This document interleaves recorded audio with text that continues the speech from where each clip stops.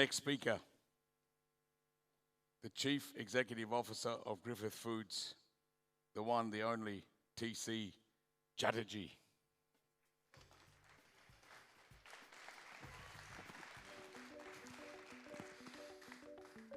Great to see you.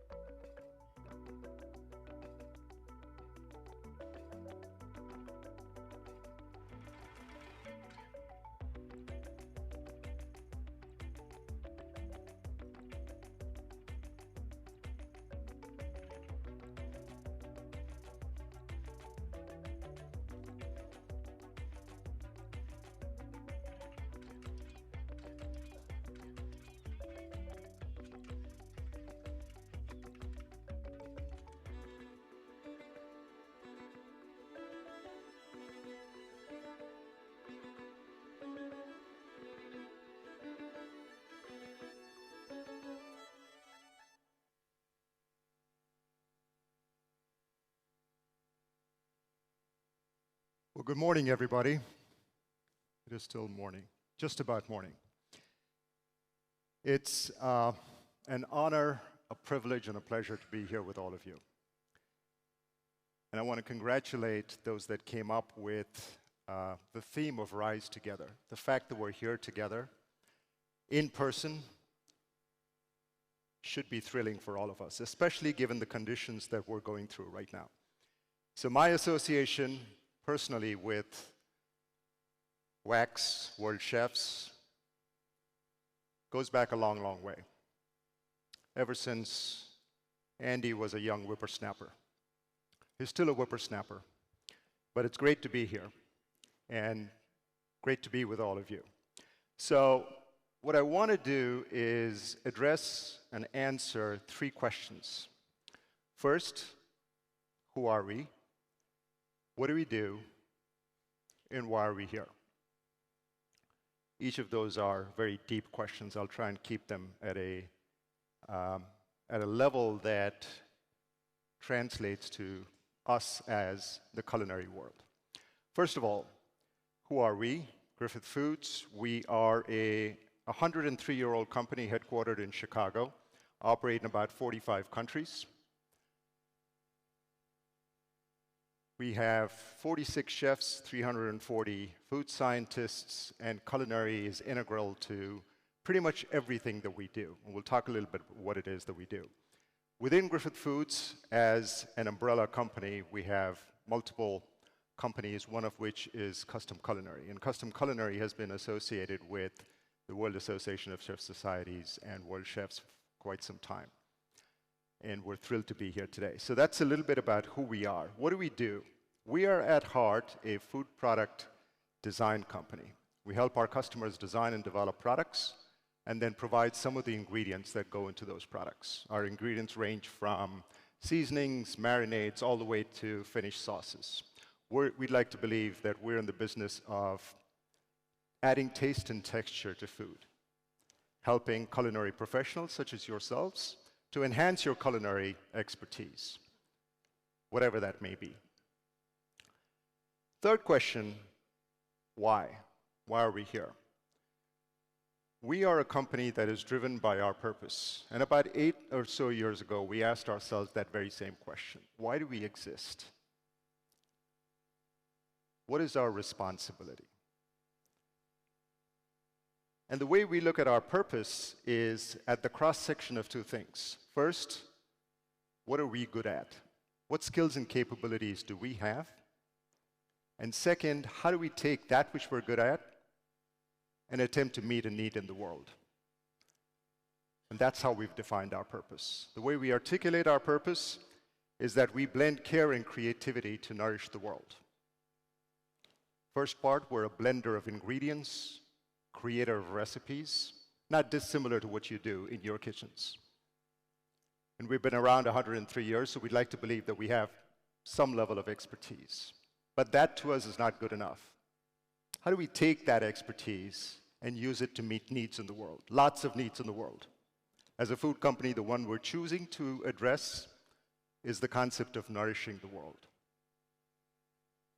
That's our purpose statement. And that's what we believe very, very firmly. And that's what drives us as an organization. So talking about needs,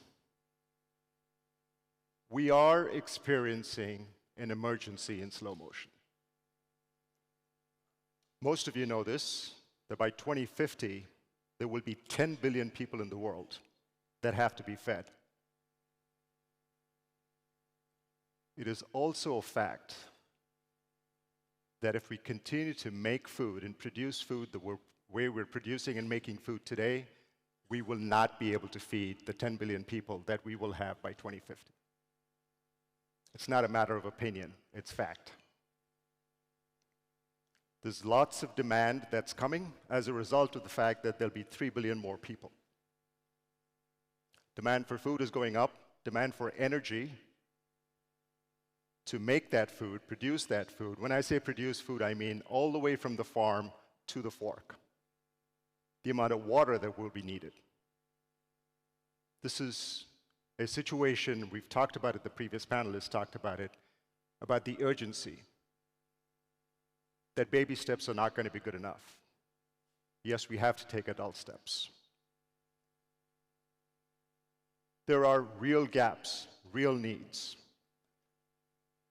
The food gap, there's going to be a requirement for 56% more food than what we're going to be able to produce if we just keep doing what we're doing today.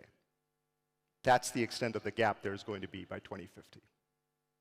The problem is arable land, land on which food can be grown. That's the origin of all of our food. That land is not expanding anytime soon. Statistics indicate that we need about 1.5 billion acres more, about 600 million hectares more than what we have today as land mass.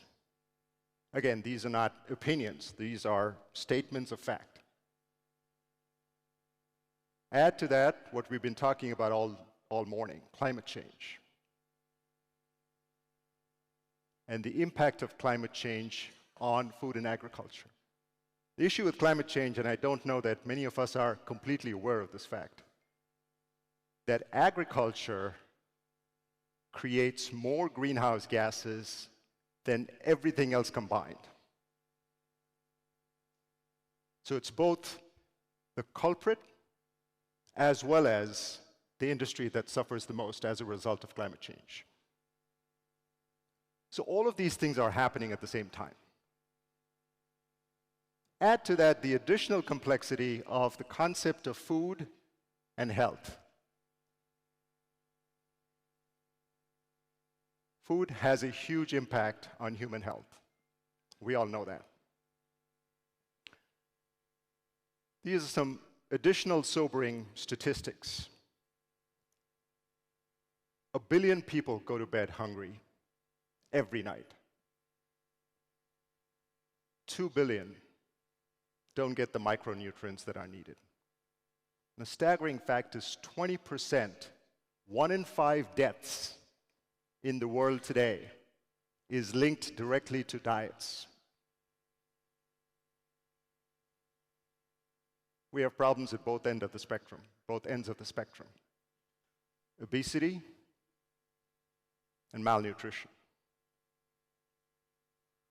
The entire spectrum is linked to food. And we have a role and a responsibility to do something about that. We could look at all of these and say, what can we do? I'm one individual or one company. What can we do to solve all of these problems? One of my favorite quotes is this one. I am only one, but still I am one. I cannot do everything, but still I can do something. And because I cannot do everything, I will not refuse to do the something that I can't do. This came from Helen Keller. And I believe each of us individually and all of us collectively can make a difference. We've been talking about making a difference all morning.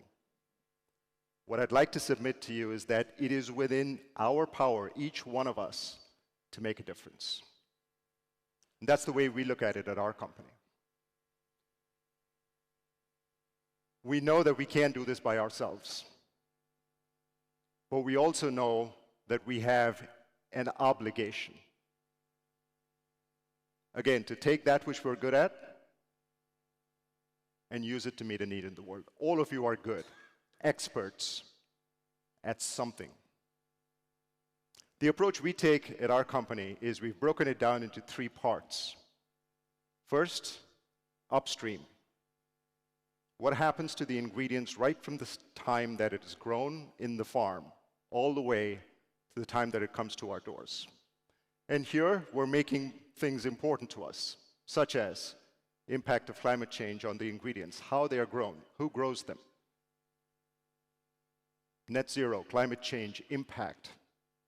All of those things, we are making those important to us. Used to be, a few years ago, the only thing that was important to us was there were a few things. The cost of the ingredients, the right quality, food safety, etc.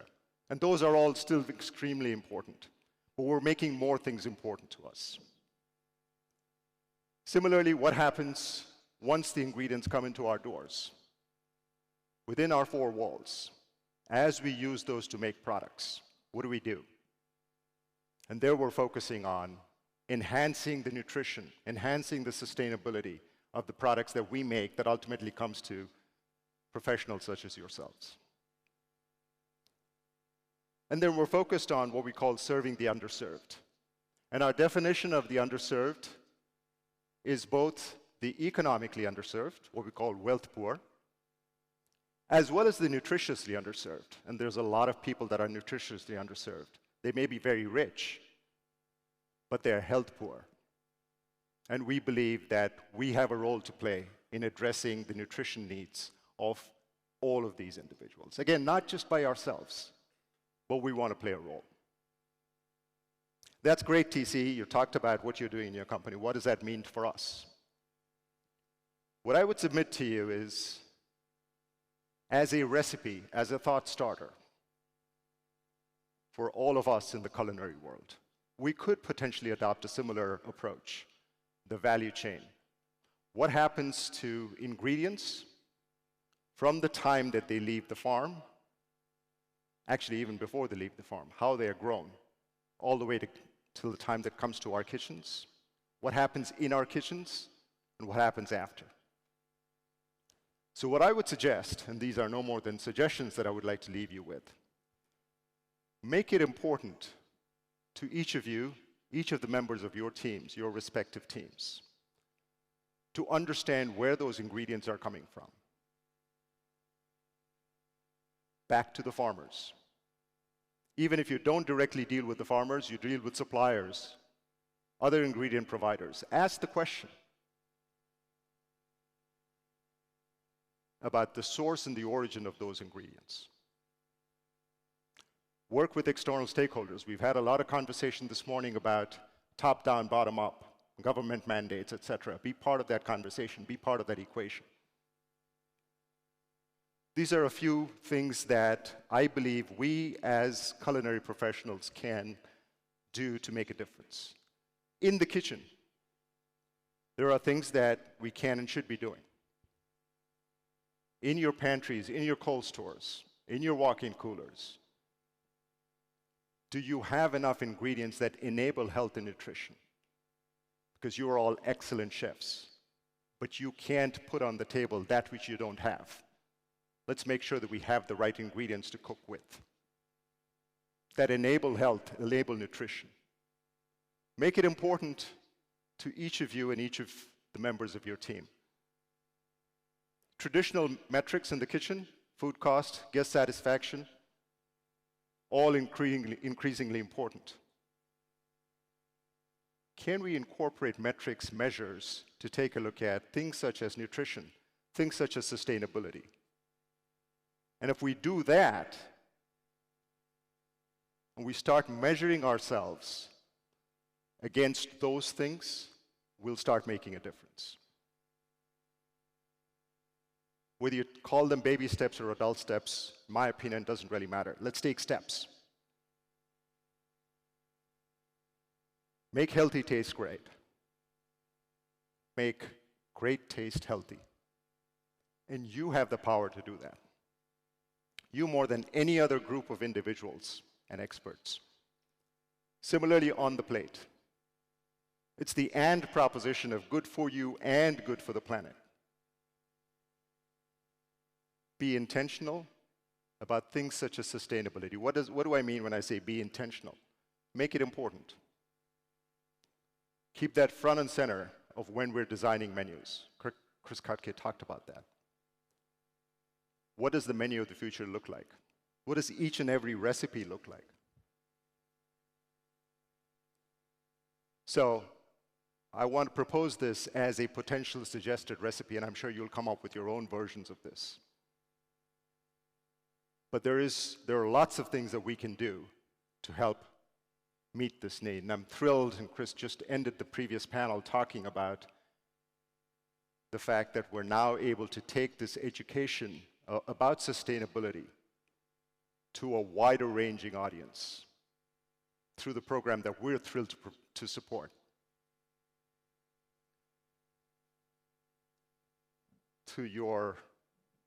So that box there, talking about influencing positive change through ambassadorship. Each of you are ambassadors. And you have a responsibility I will submit to you. To use your ambassadorship and make this more important. People listen to you. You're experts. You're figures of authority because you've earned it. And all of you know this that are wearing white coats. You don't wear white coats lightly. You've paid your dues, you've earned it. Use that platform. So those are a few things that I wanted to point out. The one thing I do want to talk about is that I am not suggesting that we do this as philanthropy, as charity work. The best way to make this sustainable is to integrate this into the way we do business. That's what I mean when I say a shared value approach. Make this make good business sense for each of you, your restaurants, your hotels, your kitchens. Use your innovation and creativity to ensure that there is also social impact at the same time. Not do well here and then give away some money and feel good about the fact that we've contributed. Yes, that's good. Charity is inherently good. The way to make it sustainable, though, is to link it. And make sure that it makes good business sense. And you've heard the previous panel talk about the consumers are asking for it. So whether you like it or not, there is a business need. And working together to meet that need makes good business sense. If for nothing else, it will increasingly be a requirement for business, for what you do in your kitchens. One other point I'd like to make is about the role of technology.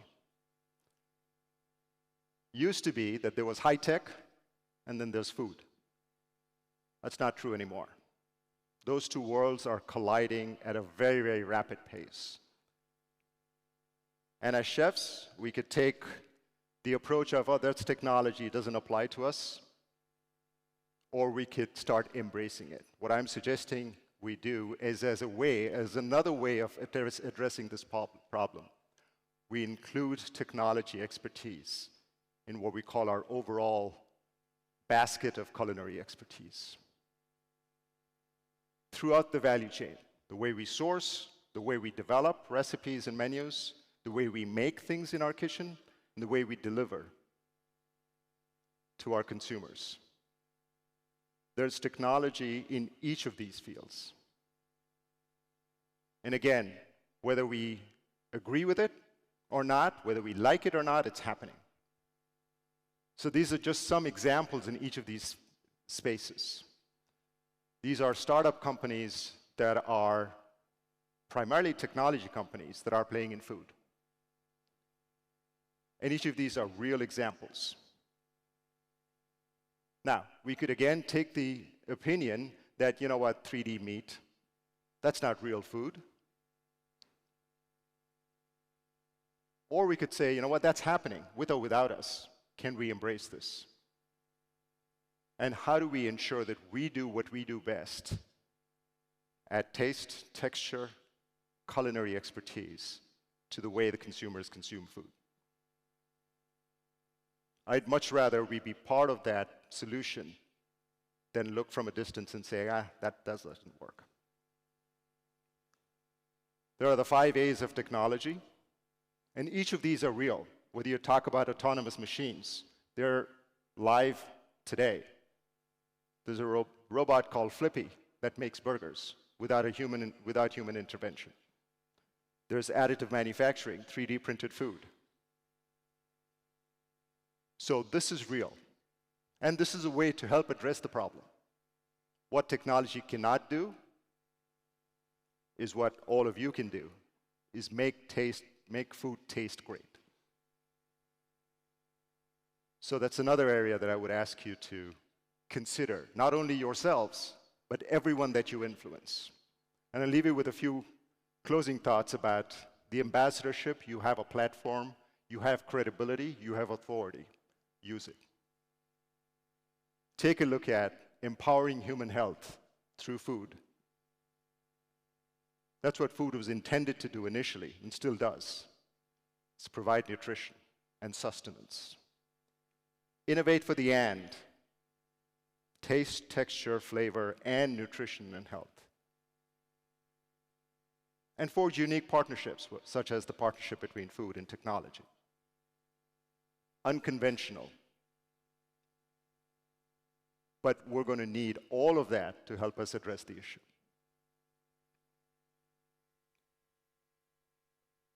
And Brent was talking a little bit about this.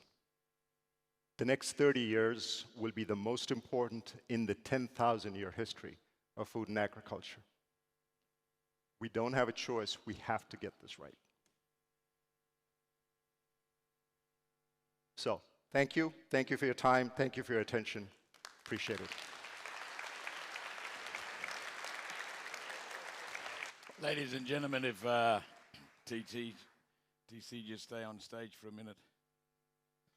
Need some of your youth to come off. Madam Cornelia, where are you, madam? She was here a minute ago.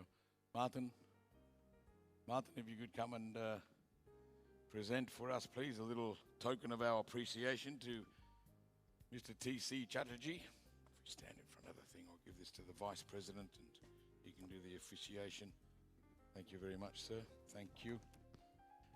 Another interesting 20 to 30 minutes of thought-provoking discussion, ladies and gentlemen. From the Chief Executive Officer of Griffith Foods, Mr. T.C. Chatterjee, and thank you very much for being with us again after all these years in the UAE. And Martin, thank you very much. Gentlemen, good to see you both. Thank you, sir.